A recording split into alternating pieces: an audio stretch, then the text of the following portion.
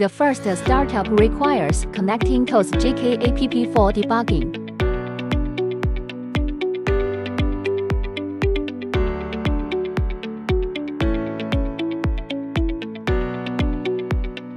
Click LiFePo4 in the upper right corner to set the battery capacity, as shown in the figure. After setting, click the Advanced Settings drop-down menu.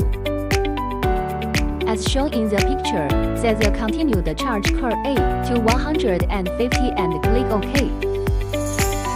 Open setting and set RS485 protocol node. Set it as 015 JK BMS PB2A16S series LCD protocol V1.0. When the circuit breaker is off, connect the two power lines first. Connect the positive terminal to the positive terminal and the negative terminal to the negative terminal. Turn on the circuit breaker switch.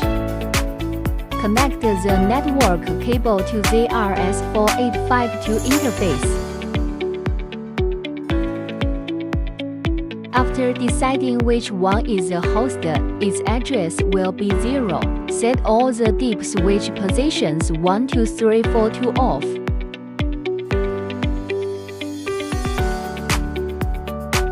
The total parallel voltage is displayed on the mainframe screen.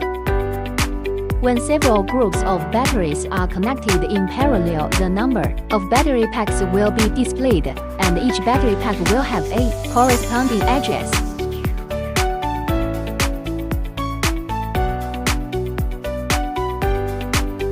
You can check the address of the corresponding battery pack through the JK app on your mobile phone. Usually the host address is 0, and so on. 1, 2, 3, 4. Arrange the addresses of the battery packs.